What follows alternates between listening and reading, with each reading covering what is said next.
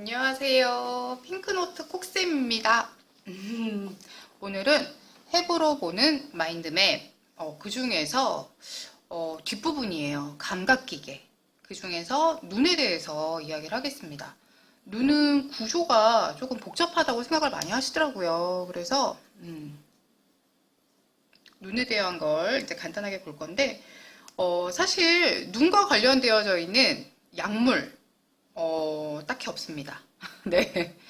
눈과 관련된 영양, 딱히 없습니다. 네. 그래서 좀 편안하게 여러분들이 접근하실 수 있는데, 얘 너무 어려워요 라고 하시는 이유가 아무래도 해부랑 연결이 돼서 좀 이렇게 복잡하신 것 같아요. 그래서 오늘은 해부, 그리고 질병 위주로 간단하게 조금 말씀을 드릴게요. 자, 눈이라고 하는 아이를 여러분들이 교과서에서 이제 보셨겠지만, 거기서 보셨겠지만, 얘는 이제 세 개의 부분으로 나누어서 설명을 하고 있어요. 근데 이제 그거에 앞서서, 간단하게 조금 신경과 관련된 거를 좀 말씀드리자면, 해부에서 눈의 구조도 많이 물어보지만, 신경계에서 그 눈과 관련되어져 있는 신경 물어보는 경우가 많이 있거든요. 자, 우리 뇌신경 12쌍 아시죠? 뇌신경 12쌍, 말초신경이잖아요. 여기에서 눈과 관련된 거는 총 4개가 눈과 관련됐어요. 그래서 우리 오지선다잖아요. 문제 내기에도 딱 좋아요. 그 중에 이제 시각과 관계된 거는 2번이죠. 네, 2번 시신경이라고 하는 아이가 시각과 관계가 되어져 있고, 그 다음에 눈의 운동과 관계된 아이가 총 3개. 3번 동안신경, 그리고 4번 도르래 신경이라고도 해요. 활차신경이라고 하는 아이. 그리고 6번 외전신경. 이렇게 세 가지 아이가 안구의 운동하고 관계가 되어져 있습니다. 자, 요거를 기준으로 이제 눈을 시작해 볼 건데요. 질병을 바로바로 연결할 거예요. 자, 눈은 먼저 가장 바깥쪽이 이렇게 생겼어요. 자, 지금은 눈을 제가 시상면으로 자른 거예요. 우리 시상면이라고 하면 인체를 좌우로 나누는 무수한 면을 시상면이라고 하죠. 앞으로 살짝 튀어나온 이 부분을 우리는 각막이라고 해요. 그리고 뒤에 있는 이 하얀 부분을 공막이라고 하죠. 그래서 가장 바깥쪽에는 각막, 공막 이렇게 되어져 있고, 가장 바깥쪽이 약간 질기다 보니까 섬유층이라고 하고 있어요. 여러분들 섬유질, 섬유성, 그럼 질기다라고 말씀드렸었죠. 여기에서 이제 눈과 관계되어서 눈에 검은 자, 흰 자, 뭐 이렇게 이야기를 하지만 사실 각막은 투명한 아이예요. 그래서 흰 자, 검은 자, 뭐 이런 거 이야기할 때 사실 검은 자라고 하면 안 되고, 눈에 검은 자, 홍채와 동공이죠. 거기를 싸고 있는 투명한 막이라고 이야기를 하고 있는데, 이 각막은 우리가 사물을 볼 때 사물이 굴절되는 첫 번째 장소예요. 그래서 각막, 사물이 굴절하는 장소이고요. 그럼 얘와 관련된 질병이 뭐가 있을까? 질병을 좀 독특한 색깔로 써볼까요? 독특한 색깔이 없네요. 네, 질병을 죄송합니다. 나머지 색깔을 조금 구분을 하려다 보니까 색깔이 그렇게 다양하지가 않네요. 그러면 우선 파란색으로 써볼게요. 자, 각막에 생기는 우리가 문제다라고 하면은 처음에 굴절 이상 올 수 있어요. 그럼 누구 굴절 이상? 그죠? 난시가 이 각막에 생기는 문제예요. 안경 껴서 교정하면 됩니다. 아니면은 수술 받으시면 되고요. 특별히 할 게 없죠. 그 다음에 두 번째로 있을 수 있을 만한 게 각막의 열상이에요. 네, 말 그대로 찢어지는 거죠. 렌즈를 끼신다거나 이런 경우에 문제가 될 수 있어요. 또는 각막이 건조해지는 거. 근데 제가 이거를 말씀드린 이유가 있어요. 왜냐면 각막이 건조해지는 거, 우리 보통 안구 건조증이라고 해서 이게 눈물이 부족하게 나오는 경우에 각막 건조가 일어날 수 있어요. 근데 이게 노화 현상 중에 하나이기도 하지만, 제가 늘 말씀드리는 거 있죠. 갑상선 기능 항진증이라고 하는 그레이브스병. 간호에 넣어주셔야 돼요.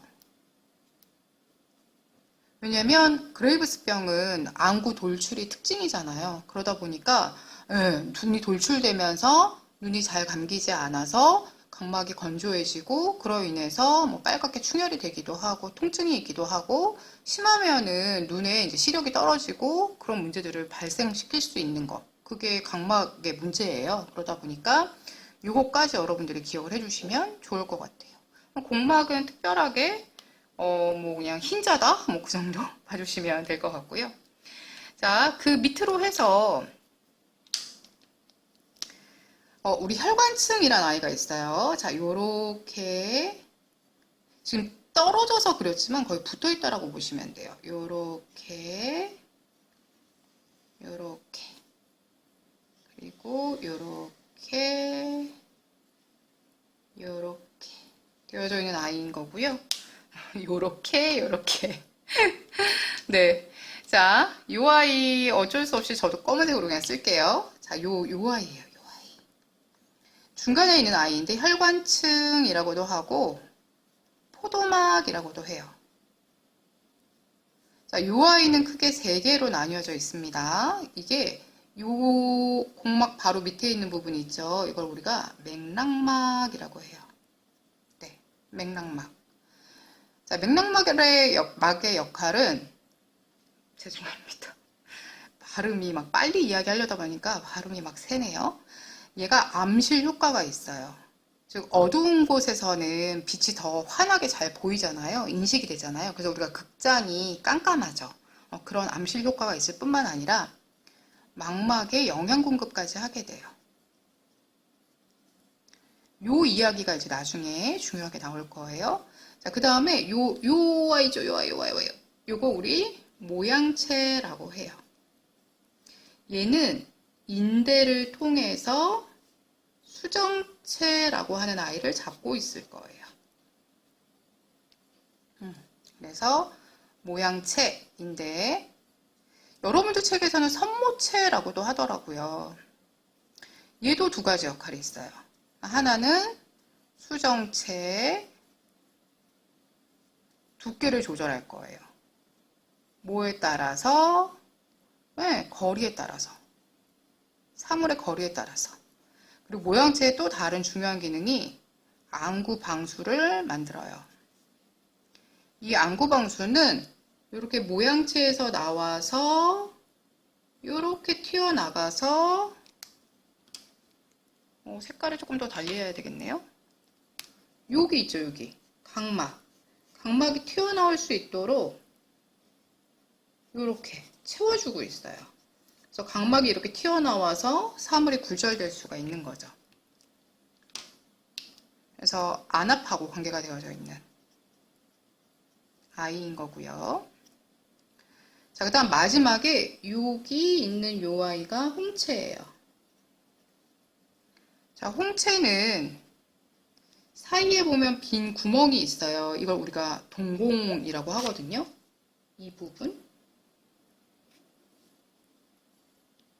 그래서 홍채 같은 경우에는 동공의 크기를 조절해요.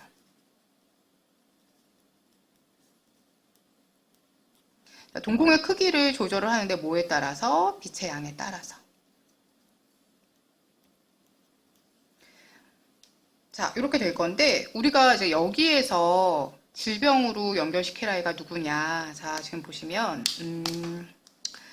우선 안압. 자, 안구방수가 밖으로 만들어져서 나가고 일정한 양을 유지해야 돼요. 근데 이게 제대로 유지가 안 돼서 안압이 높아지는 경우가 있죠. 이거 뭐라고 하냐면 녹내장이라고 하죠. 자, 녹내장은 아주 대표적인 증상이 있는데 그게 뭐냐? 주변 시야 감소. 그리고 무지개처럼 번져 보인대요. 그리고 뭐 두통이나 아니면은 안통이 생길 수 있다. 뭐 이런 것들이 이 녹내장의 특징입니다. 자, 그 다음에 이 모양체에 문제가 생겨서 수정체 두께 조절이 안 되면 그때도 생길 수 있는 거 굴절 이상이에요. 그게 우리가 흔히 이야기하는 뭐 근시, 원시 이런 경우. 그렇게 이야기를 해주시면 될 것 같아요. 자, 홍채는 빛의 양을 조절하는 아이라고 봐주시면 되겠고요. 자, 그 다음에 가장 마지막에 있는 아이, 이 맥락막과 거의 붙어 있는 아이, 망막이에요.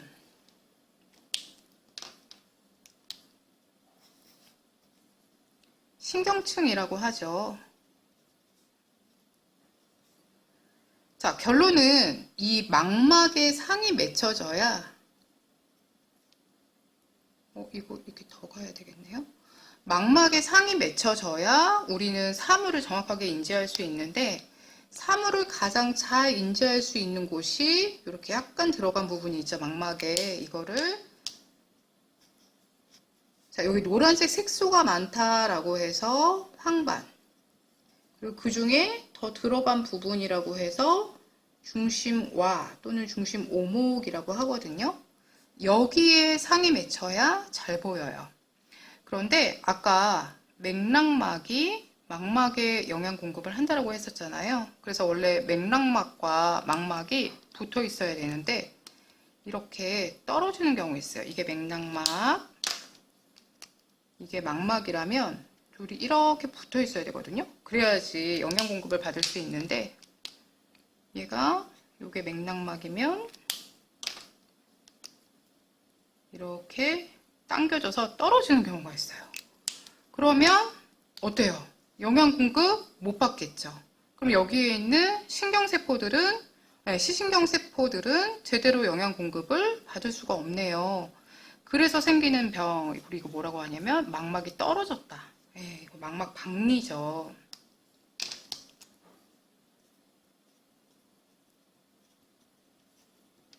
자, 망막박리는 그럼 어떤 증상을 가지고 있느냐? 통증은 없어요. 왜냐하면 통증을 느끼는 신경은 없거든요. 그래서 망막박리는 통증이 없는데 벌레가 날아다니는 것 같은 비문증이 있다. 그 다음에 뭐 커튼이 드리워진 시야 뭐 이런 것도 있고 광시증이 있어요. 그러니까 눈이 부신데 반짝반짝하는 눈부심 같은 게 있는데 이게 눈을 감거나 아니면 어두운 곳에 있을 때 이렇게 뭔가 빛이 번쩍번쩍하는 그런 느낌 느껴보신 적 있으세요? 네. 아, 그럼 나도 망막박리인가? 약간 이런 느낌?